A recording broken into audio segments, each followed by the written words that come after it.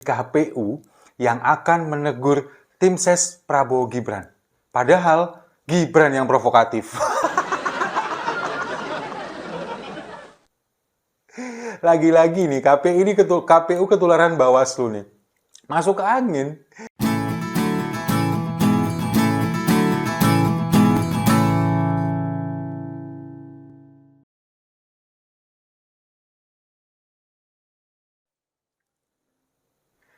Salam damai untuk Indonesia, berjumpa lagi bersama saya, Papa Dimas. Info kali ini datangnya dari KPU yang akan menegur tim ses Prabowo Gibran. Padahal Gibran yang provokatif. Lagi-lagi nih, KPU ketularan Bawaslu nih. Masuk ke angin. Jadi kan kemarin ketika debat, ini masih cerita seputar debat yang nggak ada habis-habisnya. Debat perdana hari Selasa lalu. Ini kan ketika ada momen yang kemudian videonya juga menjadi viral. Ketika Gibran emosinya meluap-luap. Kemudian dia melakukan gerakan seperti cheerleader untuk membakar semangat para pendukungnya. Membakar semangat para pendukungnya seperti ini, itu kan dianggap kemudian sebagai aksi provokator. Kemudian oleh KPU dibilang itu adalah sebuah tindakan yang provokatif. Tapi kemudian KPU akan menegur tim sesnya. Kenapa nggak berani negur Gibran? Ini kan sama ketika kampanye di CFD beberapa hari yang lalu. Pekan lalu kalau tidak salah. Ketika Gibran kemudian datang ke CFD di Sudirman Tamrin, di Bundaran HI, lalu kemudian membagi-bagikan susu, Bawaslu justru menegur PJ Gubernur DKI. Disuruh untuk menegakkan Pergub. Nah, ini sama, KPU juga ketularan Bawaslu, masuk angin untuk menghadapi Gibran.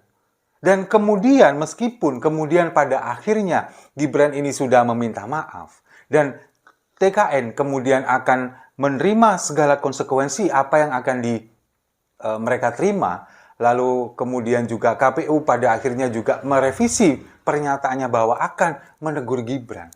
Nah, sekarang pertanyaannya, menegurnya dengan cara apa? Mungkin menegurnya dengan seperti ini. Halo Mas Gibran, apa kabar? Itu kan mungkin memang seperti itu. Nah, sekarang kalau kita melihat aksi yang dilakukan oleh Gibran, yang videonya viral kemana-mana, ini terlihat sekali dia emosinya sangat meluap-luap dan memang terlihat sangat labil. Mukanya memerah, lalu kemudian dia dengan gaya yang seperti pemandu sorak atau banyak yang bilang seperti tukang parkir. Memprovokasi para pendukungnya untuk memberikan semangat, untuk menyemangati Prabowo Subianto. Tapi kalau bagi saya itu bukan menyemangati memang. Itu adalah tindakan yang seperti dirijen supporter sepak bola ketika mereka kebobolan atau mungkin juga ada pemainnya yang dilanggar, itu sepertinya biasanya seperti itu di stadion. Nah, ini masalahnya ini adalah debat capres. Harusnya kan itu tidak dilakukan oleh apalagi seorang cawapres.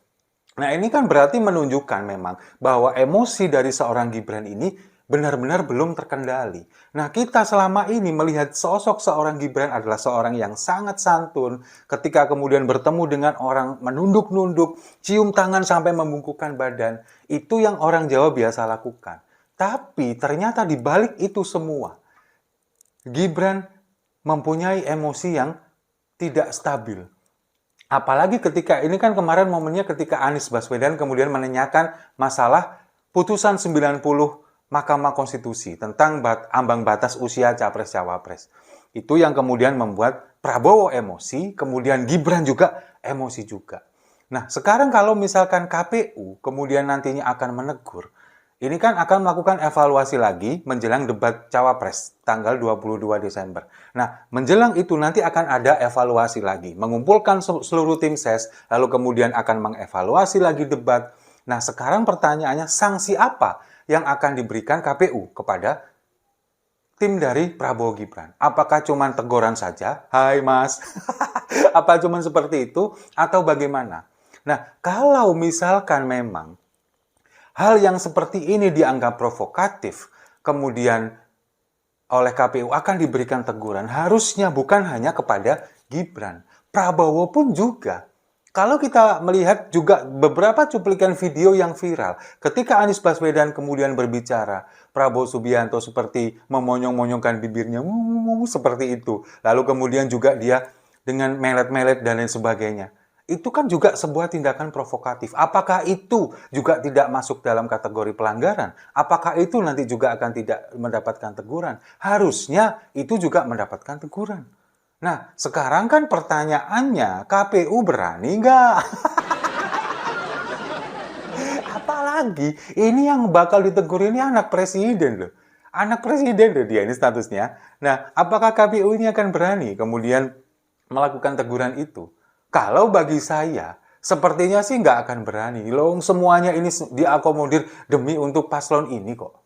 Yang pertama, masalah tidak adanya debat khusus cawapres. Lalu kemudian kemarin, ketika calon presidennya ada di tengah-tengah podium, di tengah-tengah panggung, mereka semuanya bertiga berdiri, kemudian tidak sama sekali diberi meja. Apa tujuan dari KPU?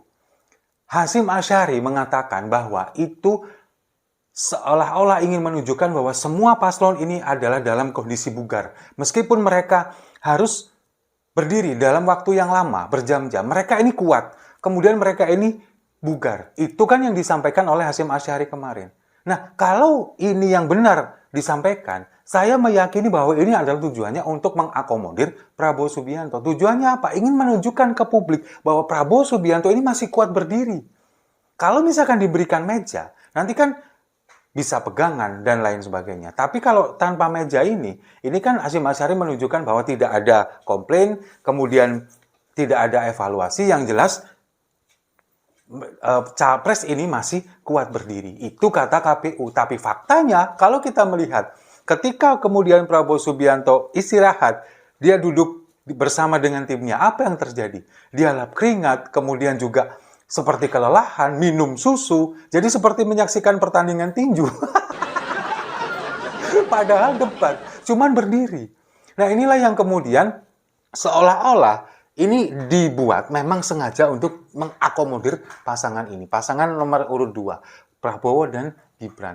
Termasuk juga ketika tidak diperbolehkannya ada menonton langsung di sana. Membatalkan itu semua. Nah, itu kan juga dikhawatirkan ada salah satu calon yang memang demam panggung. Dia tidak terbiasa menghadapi situasi yang seperti itu. Nah, itulah yang membuat KPU sekarang banyak disorot oleh masyarakat.